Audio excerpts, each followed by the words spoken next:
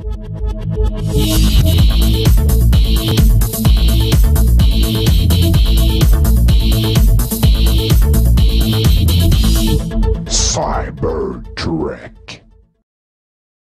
Alors voilà, nous sommes dans la deuxième partie du tutoriel sur les compresseurs avec Cybertrek alias Metaltech. Alors, le seuil. Alors, comme je disais, il faut regarder. Pour l'instant, nous allons y aller avec le visuel et nous allons voir comment travailler sous FL Studio par la suite. Mais c'est important pour bien comprendre les principes d'y aller avec le visuel. Comme je dis, le compresseur, c'est... Moi, ça fait au-dessus de 10 ans que je fais de la MAO, puis ça fait à peine 2 ans que j'ai réussi à bien les paramétrer. Alors, on voit ici, par exemple, si on fait une moyenne, je dirais on peut observer, disons que les sons sont pas mal tous entre le rectangle du moins 15. Alors, je vais mettre le seuil à moins 15. On va faire des tests pour pouvoir faire comprendre. Bon, disons moins 15. Et maintenant, on va mettre l'attaque au minimum là, pour que le traitement soit drastique et que vous voyez bien le principe. Je vais expliquer plus tard. Et on va mettre aussi la compression au maximum. Ici, c'est 30, dépendamment des plugins. Des fois, c'est 50, des fois, c'est 100 ou des fois, c'est à l'infini. Quand la compression, le taux de compression est au maximum, dans le fond, ça devient un limiteur. On voit souvent ce nom-là aussi comme effet, c'est-à-dire que le compresseur n'est pas supposé laisser passer aucun signal au-dessus du seuil de moins 15. Si on fait un essai ici, on va observer. Et voilà. Vous voyez, c'est magique. Alors, il n'y a plus aucun pic qui dépasse le seuil du moins 15, qui nous permettrait maintenant de remonter. On pourrait remonter, autrement dit, vu qu'il n'y a plus aucun pic qui dépasse moins 15 décibels, mais on pourrait remonter de 15 décibels. Alors, naturellement, les sons les plus faibles, comme ici, vont être plus forts. Et étant donné que ça a limité les gros pics qu'il y avait ici, eh bien, on pourrait remonter, si on fait un exemple là, manuel comme ça. Regardez, on va monter de 10 pour voir. Regardez, exactement. Alors, vous voyez.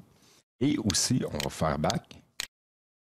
Bon, ça, c'est drastique, mais c'est pour bien comprendre. Comme ça, j'imagine que vous saisissez immédiatement le seuil et à quoi que ça sert le seuil. On l'a vu très bien ici.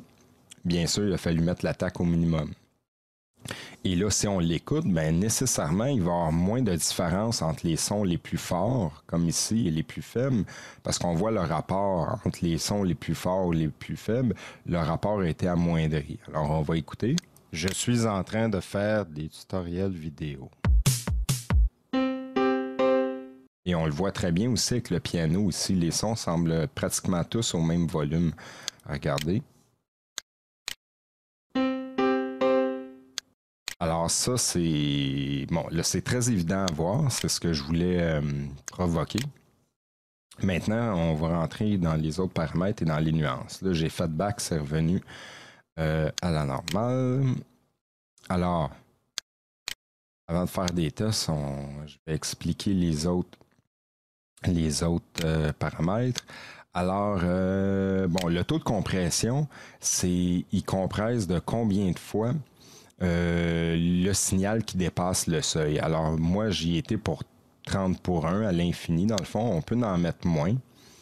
10 pour 1, 2 pour 1. Il va compresser, si on le met 2 pour 1, 2 fois la valeur qui rentre. C'est plus ou moins important là, à calculer précisément en théorie, mais je veux dire, c'est d'observer et de comprendre que moins on compresse, regardez, on va y aller juste à 10 fois au lieu de 30. On fait la même chose. Bon, ça semble pratiquement pareil. Et c'est là que j'attire votre attention et c'est pourquoi plusieurs personnes ont dit que c'est dur à apprendre à paramétrer les compresseurs parce que sur le coup, comme ça, quand on commence à faire des tests, parfois on ne voit pas grande différence. Moi, j'en vois un petit peu ici. Là. Il en a fait moins, il a compressé moins, mais c'est parce que de toute façon, on a mis l'attaque au minimum, mais il a compressé moins.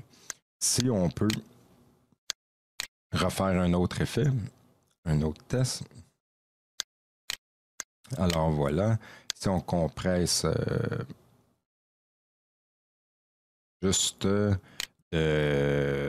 4, regardez, on voit déjà qu'il compresse un peu moins. Alors à quoi ça sert de moins compresser?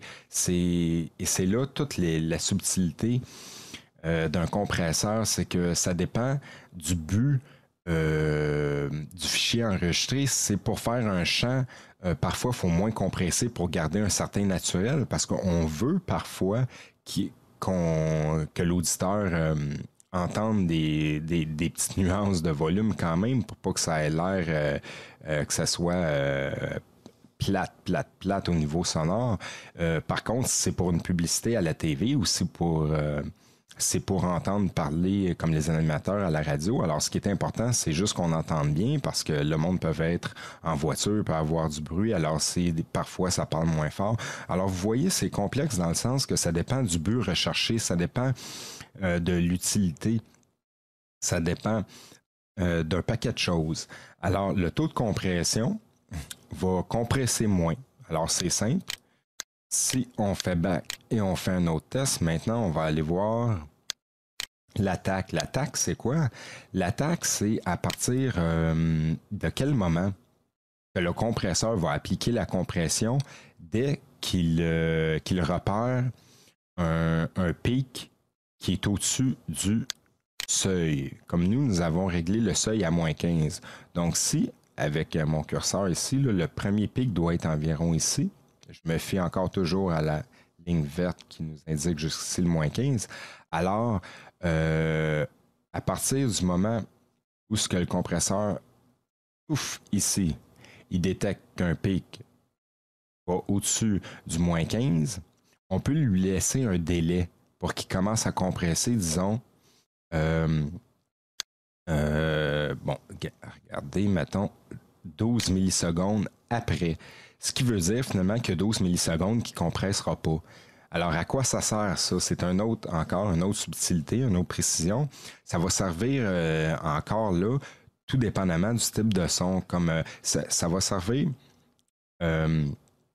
disons, pour les batteries, les percussions, certains sons qui sont courts, qui sont brefs, qui sont secs, comme les percussions, que ce soit un snare ou un kick, c'est des sons secs. Alors, au début du son, il y a une attaque, justement, ça porte le même nom, l'attaque du son qui se différencie du reste du son.